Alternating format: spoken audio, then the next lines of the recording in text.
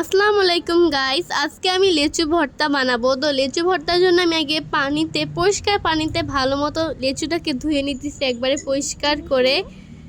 তো লিচু ভর্তা আমি ধুইতেছি, তখন আমার ছোটো বোন বলতেছে ভালো মতো ধো, যদি ময়লা থাকে তোর দোষ হবে। তো আমি সুন্দর করে ধুইতেছি একটার পর একটা, সবাই দেখেন। মানে ছোটো বোন এত দুষ্টামি করে।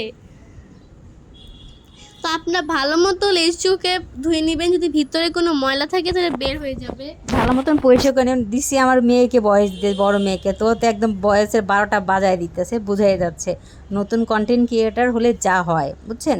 তো তাই আচ্ছা কথাটা বাদ দিয়ে দিই। আচ্ছা গল্প করি। আমরা লেচু পরিষ্কার করছি আর ছিলছি। তো আমি আমার মেয়ে, আমরা লিচু দুই মা মেয়ে মিলিয়ে ছিলছি। আমি ক্যামেরার বাহিরে, ও ক্যামেরার ভিতরে, মানে ক্যামেরা যে ভিডিও করছে আমার মেয়ে করছে। আচ্ছা কে কীরকম লেচু মাখা খেতে পছন্দ করেন? আমি কিন্তু ভীষণ পছন্দ করি। আর এই লেচুগুলো খুব নিখুঁতভাবে ছিলছে আমার মেয়ে, মানে বোঝাই যাচ্ছে সে যখন নতুন নতুন লিচু ছিলতে দেওয়া হয় বাচ্চাদের, তো এই অবস্থা আর কি।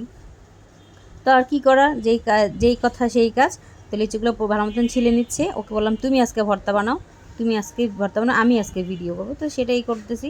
ও কি করতেছে, লিচুগুলো ছিলছে আর আমি ভিডিও করছি। তো এই তো। আর লিচুগুলো সম্পূর্ণ ভালো মতন ছিলে নেবেন, আর অবশ্যই ভালো মতন পরিষ্কার করে নেবেন। লিচুর উপরে কিন্তু অনেক ময়লা ছিল, দেখতেই পাচ্ছেন। তো এখানে ধনেপাতা, শুকনামরিচ, লবণ, বিট লবণ নিয়ে নিয়েছি।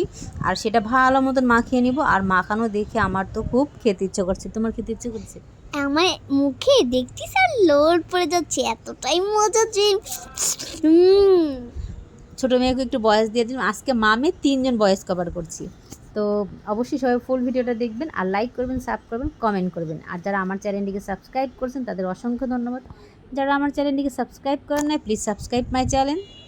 আর অবশ্যই লাইক কমেন্ট করে জানাবেন কে কে এরকম লিচু মাখা ভর্তা খেয়েছেন। লিচু খাচ্ছি এই গরমে, খুব আরাম পাচ্ছি, তাই না? আপনারা খেয়ে দেখবেন, আসলে ভীষণ টেস্ট। এটা টেস্ট বলতেছি আর আমার খেতেও ইচ্ছে করছে। লিচুটা অনেক মিষ্টি ছিল। তো এই তো, সবাই ভালো থাকবেন, সুস্থ থাকবেন, দোয়া করি। আর আমাদের জন্য দোয়া করবেন। আল্লাহ হাফেজ।